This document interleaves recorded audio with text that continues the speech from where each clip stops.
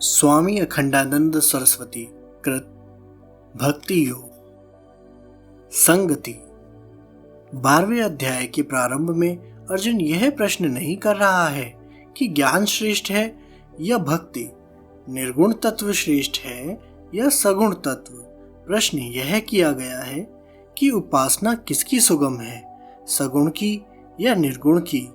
11वें अध्याय में जो 3 रूप भगवान ने प्रकट किए, उन विराट, चतुर्भुज तथा द्विविज रूपों की उपासना सुगम है अथवा निराकार अक्षर की।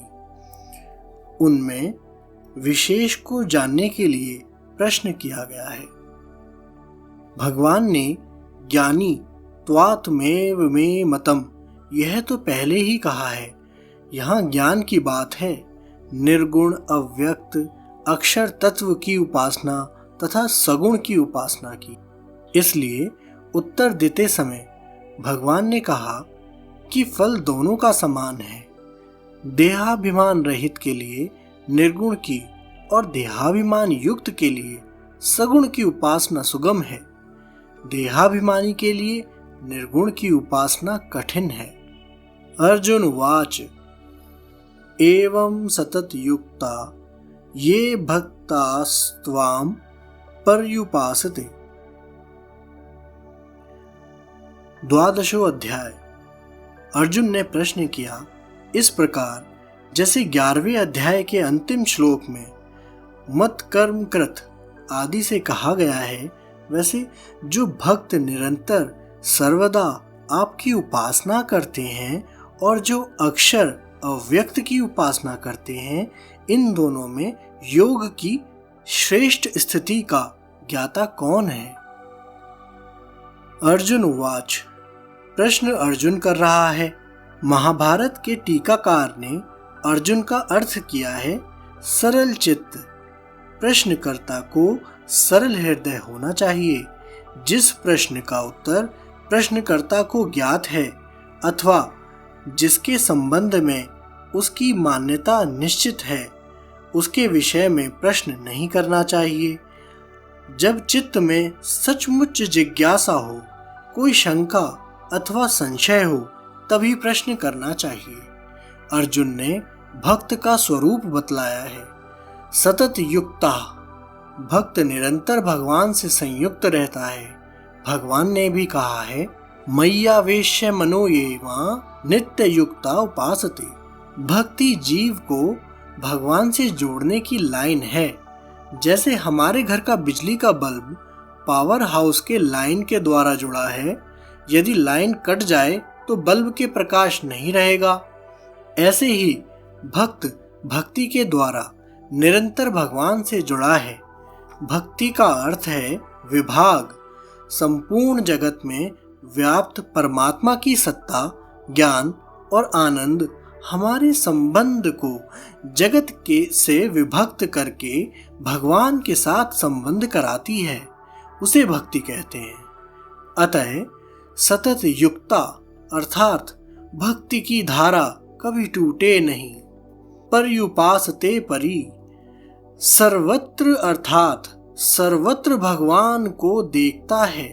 यहाँ सतत के द्वारा बताया गया है कि सर्वकाल में उपासना करता है।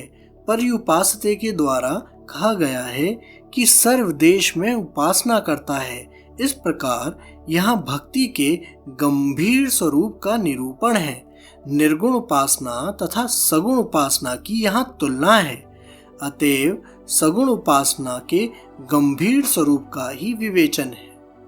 भक्ति शब्द व्याकरण के अनुसार 2 धातुओं से बनता है, भज सेवायाम तथा भज्जो आमर्देने।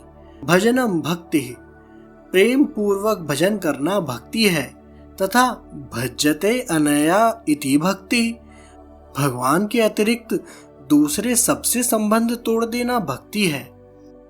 हरि सो जोरी सबन सो तोर्यो। संसार में यदि किसी से भी और कहीं भी संबंध है तो केवल भगवान के नाते ही है। किसी से अपना कोई स्वतंत्र संबंध नहीं है।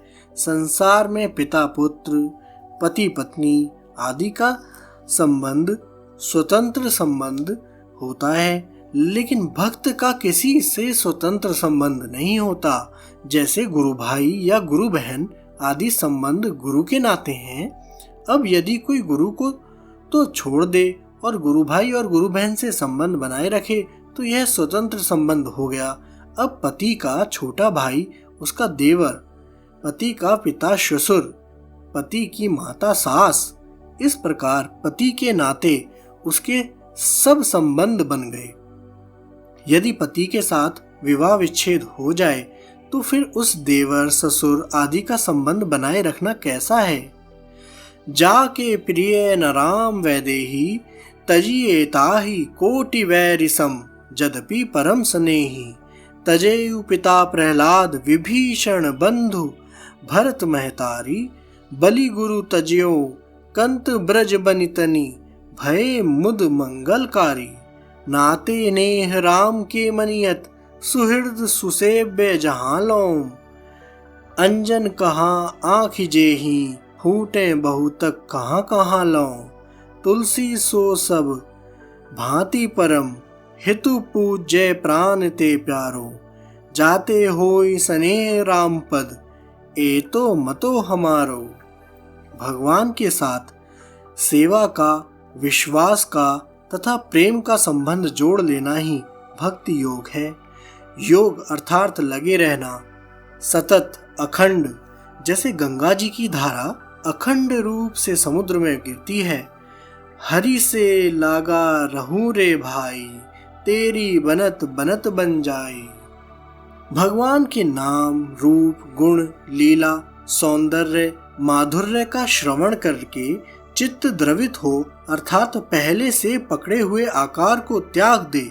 लाख जस्ता चांदी सोने को गलाते हैं तो क्या होता है, पहले उसमें जो आकार था वह नष्ट हो जाता है। सोना पहले कंगन था किंतु पिघलाए जाने पर उसने कंकणाकार छोड़ दिया। इसी प्रकार चित्त में जो पहले स्त्री, पुत्र, भवन, धन आदि का आकार था, द्रवित होने पर चित्त में वह आकार त्याग दिया। अब उसे भगवान के आकार वाले सांचे में ढालो। नेत्र बंद करने पर पहले पुत्र, स्त्री, भवन, मोटर दिखती थी, अब मुरली मनोहर श्याम सुंदर अथवा धनुषधारी लक्ष्मणाग्रज या चतुर्भुज मेघ वर्ण श्री नारायण दिखते हैं। इसको भक्ति कहते हैं। यह भक्ति सतत होनी चाहिए। सतत शब्द गीता में बहुत बार आया है। अनन्य चेताम सततम यो माम स्मरति नित्यशः। भगवान को सतत चिंतन करने वाला प्रेमी चाहिए। सतत का एक अर्थ और है, तत् कहते हैं तार को। सतत का अर्थ तार वाली तंत्री वीणा, अतः वीणा बजाकर गाकर रसमयी भक्ति करो। भक्ति में छिपाए दुराव नहीं है, वह तो डंका बजाकर गाकर कीर्तन करके की जाती है। विलज उद्गायति नृत्यते च मद भक्ति युक्तो भुवनम पुनाति। जो लोग छिपाकर भक्ति करते हैं उन्हें अनेक बार संकोचवश दूसरे जान न जाएं, इस भय से कीर्तन, भजन, सत्संग से वंचित रहना पड़ता है। छिपा कर करने के कार्य हैं चोरी, बेईमानी, अनाचार आदि। भक्ति तो प्रकट करनी चाहिए। सतत युक्ता का अर्थ है कि भक्ति मनोवृत्ति मात्र नहीं है। मनोवृत्ति सतत नहीं रहे तो वह सुषुप्ति में, तमोगुण में लीन हो जाती है। सतत युक्ता का अर्थ है कि भक्ति मनोवृत्ति मात्र नहीं है। मनोवृत्ति सतत नहीं रहती, वह सुषुप्ति में तमोगुण में लीन हो जाती है। तमोगुण का अर्थ है स्थूल देह, हड्डी, मांस, चर्म आदि से बना यह देह तमोगुण का कार्य है। मनोवृत्तियां इसी द्रव्यात्मक शरीर में लीन हो जाती हैं।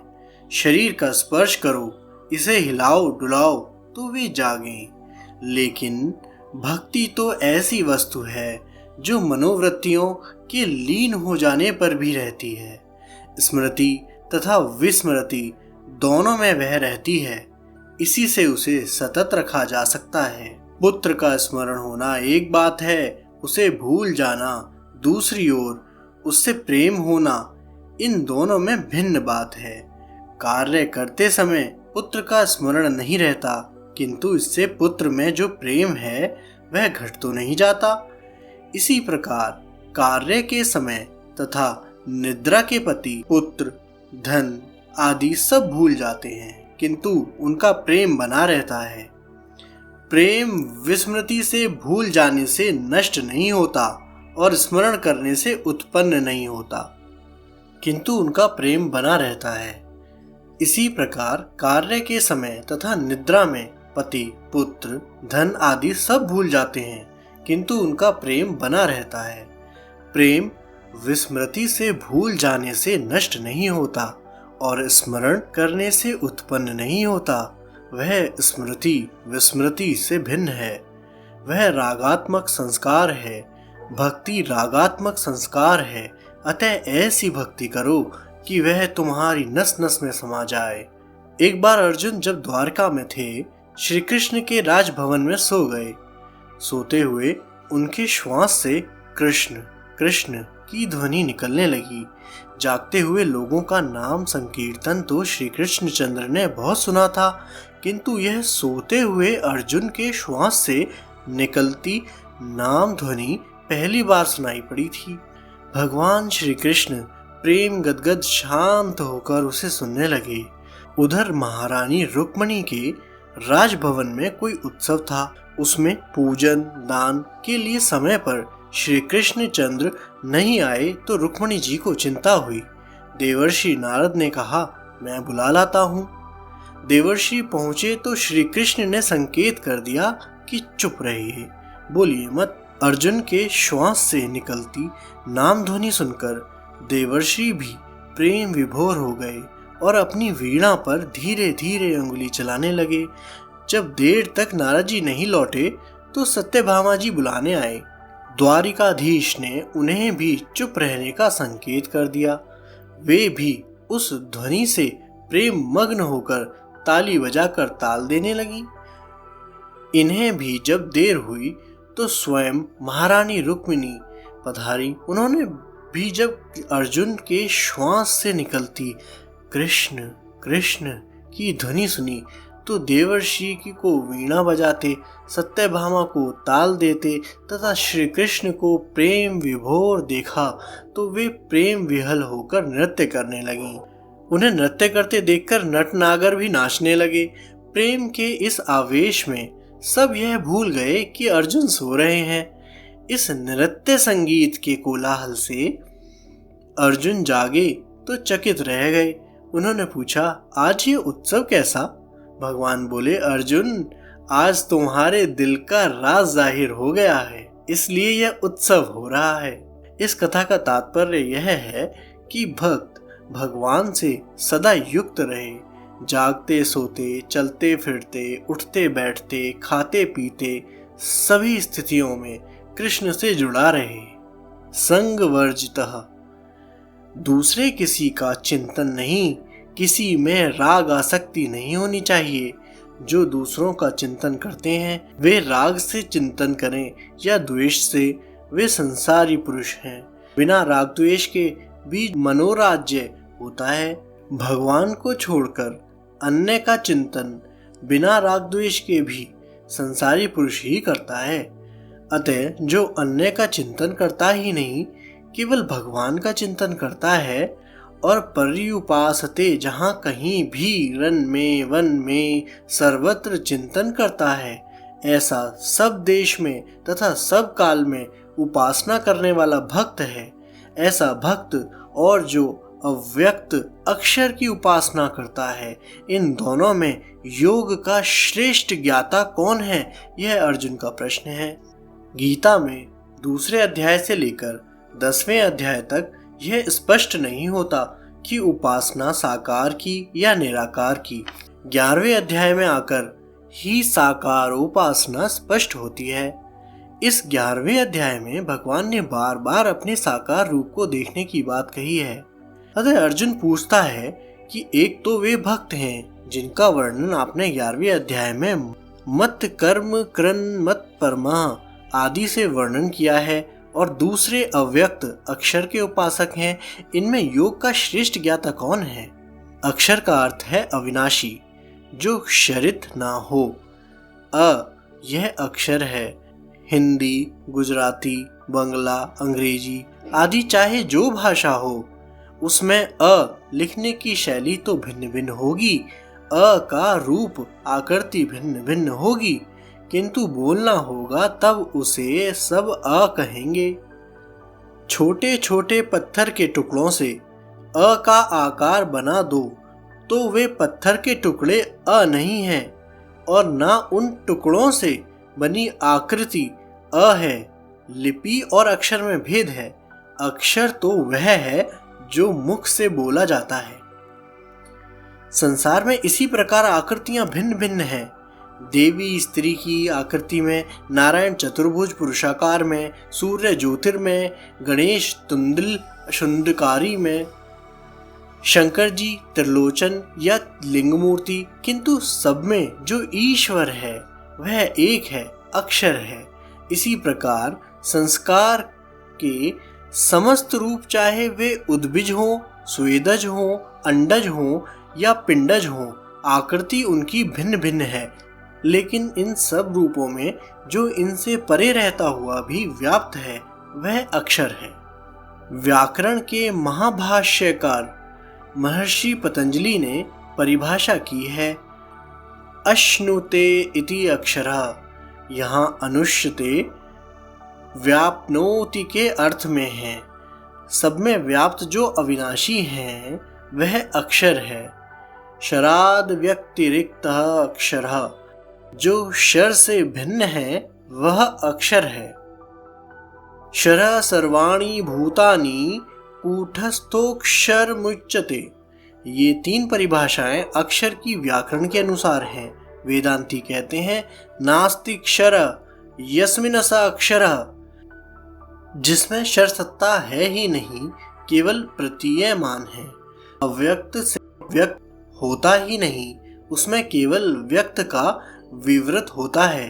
उसकी उपासना अर्थात कार्य कारण का निषेध करके, जो अकार्य अकारण तत्व है, दृष्टा दृश्य का निषेध करके जो आनंद मात्र है, उसमें चित्त का तादात्म्य, तेषाम के योग वित्तमाम।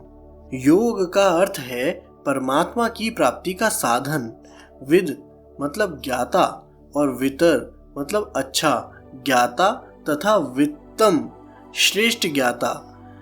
अर्जुन पूछता है कि जो आपके विराट, चतुर्भुज अथवा द्विभुज रूप का सर्वदेश सर्वकाल में निरंतर स्मरण करने वाले हैं, और जो विषय का बाध करके सत्ता मात्र में चित्त का तादात्म्य करने वाले हैं, इन दोनों में से परमात्मा की प्राप्ति का साधन जानने में कौन श्रेष्ठ है? जिसने उत्तम प्रकार से परमात्मा की प्राप्ति के साधन को जाना है।